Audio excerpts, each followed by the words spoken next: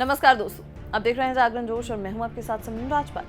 हमारे देश की संसद यानी कि पार्लियामेंट में एक नया और बहुत ही जरूरी बिल यानी कि विधेयक पेश किया गया है। Right to disconnect bill 2025 member of parliament Supriya Sule द्वारा लाया गया ये बिल एम्प्लॉयज को काम के दौरान बर्नआउट और नींद की कमी से बचने के लिए ऑफिशियल आवर्स के बाहर उनसे रिस्पॉन्स न मांगने की लीगल छूट देता है। ये एक सिंपल आइडिया है, लेकिन इस ड्राफ्ट प्रपोजल को भारत का कानून यानी कि एक्ट ऑफ पार्लियामेंट बनने के लिए एक बहुत ही लंबे और जांच परख भरे सफर यानी कि डिटेल्ड प्रोसेस से गुजरना पड़ता है। ये प्रक्रिया डिबेट, कमेटी रिव्यू और वोटिंग पर निर्धारित है। यूपीएससी एस्पिरेंट्स और हर एक नागरिक के लिए आइए इस विधेयक बनाने की प्रक्रिया को हर स्टेज पर विस्तार से समझते हैं। एक बिल यानी कि विधेयक एक ड्राफ्ट लेजिस्लेटिव प्रपोजल होता है। जब तक इसे दोनों सदनों यानी कि लोकसभा और राज्यसभा से मंजूरी नहीं मिलती और राष्ट्रपति यानी कि प्रेसिडेंट की सहमति यानी एक्सेंट नहीं मिलता, तब तक ये कानून नहीं बन सकता। बिल कई प्रकार के होते हैं, जैसे कि गवर्नमेंट बिल, ये मिनिस्टर्स द्वारा पेश किए जाते हैं और इसके पास होने की जो संभावना है वो बहुत ज्यादा होती है।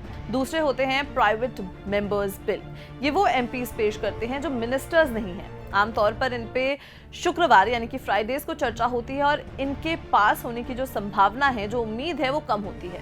और आपको एक बात और बता दें कि ये जो राइट टू डिस्कनेक्ट बिल है वो प्राइवेट मेंबर्स बिल की ही कैटेगरी में आता है। बिल की शुरुआत लोकसभा या राज्यसभा में होती है, लेकिन मनी बिल्स जैसे कि फाइनेंशियल मामलों से जुड़े बिल सिर्फ लोकसभा में ही पेश किए जाते हैं। इस स्टेज को फर्स्ट रीडिंग कहते हैं, जहां एमपी या मिनिस्टर बिल को ऑफिशियली इंट्रोड्यूस करते हैं और उसके ऑब्जेक्टिव्स और प्रोविजन समझाते हैं। इस दौरान कोई चर्चा या वोटिंग नहीं होती है। फिर आता है सेकेंड रीडिंग यानी कि द्वितीय वाचन। बिल की आत्मा यानी सोल होती है। यहाँ मेंबर्स ऑफ पार्लियामेंट बिल के हर प्रोविजन पर खुलकर चर्चा और डिबेट करते हैं। इस विचार विमर्श के बाद ही अमेंडमेंट्स यानी कि संशोधन किए जा सकते हैं। एमपीज अपने ओपिनियंस और कंसर्न्स व्यक्त करते हैं, जिससे प्रस्तावित कानूनों का उद्देश्य और स्पष्ट हो सके। सेकेंड रीडिंग के तुरंत बाद बिल को स्टैंडिंग कमेटी या सिलेक्ट कमेटी को रेफर किया जाता है। इस स्टेज पर बिल की गहराई से जांच यानी कि स्क्रूटनी होती है। ये कमेटी बिल के हर क्लॉज यानी कि खंड को चेक करती है। जरूरत पड़ने पर विशेषज्ञों यानी कि एक्सपर्ट से राय लेती है और संशोधनों का सुझाव यानी कि सजेस्ट अमेंडमेंट्स देती है। इस प्रक्रिया का मुख्य उद्देश्य ये सुनिश्चित करना है कि प्रस्तावित कानून अच्छी तरीके से डिजाइन किया गया हो और राष्ट्र के हित में हो। कमेटी अपनी डिटेल्ड रिपोर्ट सदन को सौंप देती है। थर्ड रीडिंग यानी कि तृतीय वचन में सदन को कमेटी द्वारा संशोधित किया गया फाइनल बिल मिलता है। इस दौरान एमपीज अपने व्यूज देते हैं, लेकिन कोई नया अमेंडमेंट नहीं किया जा सकता। डिबेट के बाद बिल पर मतदान यानी कि वोटिंग होती है। बिल पास करने के लिए जरूरी वोट्स मेजॉरिटी के प्रकार पर निर्भर करते हैं। सबसे पहले आता है सिंपल मेजॉरिटी यानी कि सामान्य बहुमत, ordinary bills, money bills, financial bills और मोशंस के लिए। अब इसकी जरूरत पर बात करते हैं। प्रेसिडेंट और वोटिंग करने वाले मेंबर्स के 50% से ज्यादा होने चाहिए। फिर आता है स्पेशल मेजॉरिटी यानी कि विशेष बहुमत, आर्टिकल 368, कॉन्स्टिट्यूशनल अमेंडमेंट बिल्स और कुछ अन्य बिल्स के लिए। सदन की टोटल मेंबरशिप का बहुमत यानी कि 273 और प्रेजेंट और वोटिंग मेंबर्स का 2/3 यानी कि 2/3 बहुमत। फिर आता है हाईएस्ट मेजॉरिटी यानी कि सबसे ऊंचा बहुमत, आर्टिकल 61, सिर्फ प्रेसिडेंट के इम्पीचमेंट के लिए। टोटल मेंबरशिप का 2/3 यानी कि 2/3 बहुमत, 364 वोट्स। एक सदन से पास होने के बाद बिल को दूसरे सदन यानी कि अदर हाउस में भेजा जाता है। वहां भी यही रीडिंग्स, डिबेट्स और वोटिंग की पूरी प्रक्रिया दोहराई जाती है।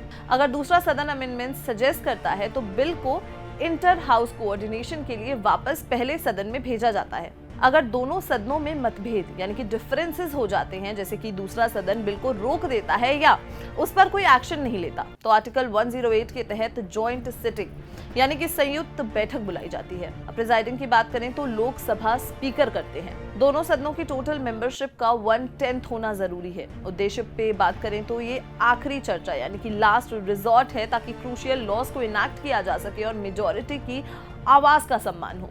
3 बिल्स इस तरीके से पास हुए हैं: dowry prohibition bill 1960, banking service commission repeal bill 1977 और पोटा 2002।